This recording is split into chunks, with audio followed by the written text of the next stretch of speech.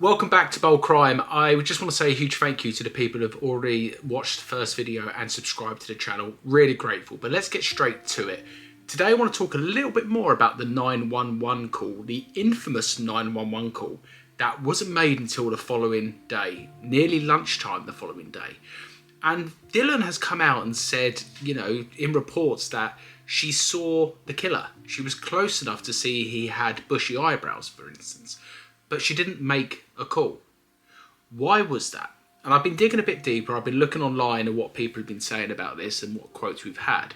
And I just want to run through a couple of theories with you guys today to see what you think on this. So let's start with that. Theory number one. There is something around the door locks themselves that I've been reading into. So there's lots of speculation about whether the doors, with it being a student property, were the locks where as soon as you close the door, it automatically locks the door. So there's no way to just pull down a handle and open the door. And that would make sense with it being student accommodation. And the theory behind some of the things with regards to the 911 call, first of all, is it was reported as someone was unresponsive. Not that someone had been murdered, someone was unresponsive. And I'll post up here the actual log of that call, which actually states that, the call came in, it was unresponsive. Anyway, moving on from that. How did they know the person was unresponsive? So, if we go back to the locks themselves, if it is on that lock there, for instance, one of the theories is maybe the alarms on one of the phones was going off in the morning, and because they hadn't put it on snooze or switched it off and that alarm was constantly going off. I mean, we know what it's like with our mobile phone alarms. They keep going until you act on it. Whether or not that had been going on for a while, and then the two surviving roommates had noticed the sound and tried to knock on the door and realised that regardless of how much noise they're making, they might have been kicking the door, banging the door, there was no response to any of that.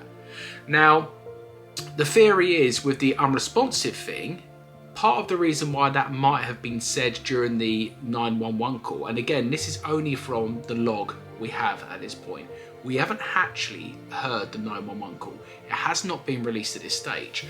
But my thoughts to this is, have they rung up and said it's unresponsive because of that? Because of maybe an alarm going off in the room and they can't get the person to turn it off? Now, there's lots of theories around whether there was any drugs involved in all of this, or, we've all been out on nights out where you drink a bit too much and you do get to the point of passing out. Whether they assumed it was to do with drink as well. So there's one of the theories that has come to light, and that is what is being discussed at the moment. What are the locks on these doors? And will we be told more about this during the trial stage? Also, another thing with the trial, thinking about it as well, is do you think we will hear the full 911 call during the trial? Is it going to be released to the public? Is it going to be released to the public earlier than the trial? I don't believe so. I think that will come out during the trial. And while we're talking about the trial as well, another thing as well, are they going to allow filming within the trial? Because at the moment, there's a big hoo-ha about whether cameras are actually going to be allowed in court to film. I mean, for me, I really hope they are, because I plan to document the trial and talk sort of day by day of what we've learned and what's come out and what we've discovered. Because there's a lot more to this story than meets the eye, for sure. Other things as well, when thinking about the whole situation of the morning after, I wonder whether there was any contamination. For instance, did they manage to get into one of the rooms where one of the 4 people was murdered?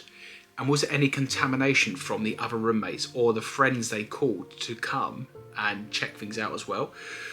It's really surprising that all of this was done before they called the police. So they called friends to come and check it out before they called police.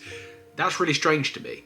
That says to me there is more than meets the eye. Were they hiding something? And again, I come back to the whole conversation about, and this is only a theory, so this is not fact, was there any drugs involved? And were they scared to call the police in case they got in trouble for the drug side as well?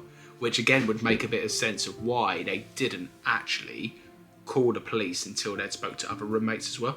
Now, there's lots of rumours circling this case. Naturally, when crimes do happen, there's so many rumours and stuff as well. So when I can speak about fact, I'll quote the fact.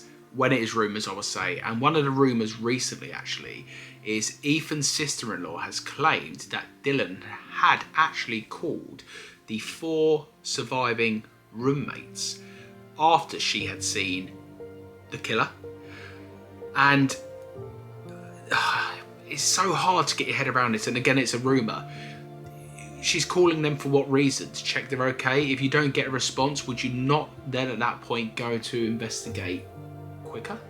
Would you not want to go and investigate quicker? Or think about this one here. Did she investigate quicker? Did she come across the bodies and turned into a state of shock? Or is there more involvement somewhere along the line? As I said in my first video, I still personally believe that this was a targeted attack. I don't believe the killer had one victim in mind. A lot of people have said there was one victim in mind and there might be more involved. I think there was 2 victims in mind personally. I think the other 2 might have heard the commotion and he's had to kill them to try and cover it up. Do I think the killer saw the 2 remaining roommates? I believe he potentially saw Dylan, yes. From the accounts that she has given as well, how close she was to see he had bushy eyebrows, as I mentioned earlier. So I believe he did see her, but whether he felt he was running out of time, whether he was too tired, or whether the weapon had broke, remains to be seen. Again, this stuff here will come out in a trial. It'll be very interesting to see what comes out. So anyway, let me know today what you think about this 911 call. Is there more to it in your eyes? Do you think it was a state of shock? And how would you act if this was you in the situation? If you had heard a scuffle, a commotion, and seen someone walk past you at stupid o'clock in the morning. Yes, he was wearing a face mask, but look, we've got to remember it was COVID times. Would you think it's something more than what it is, considering it's student accommodation, and again, from reports, it's been quite a party house? Let me know in the comments. Thank you for watching.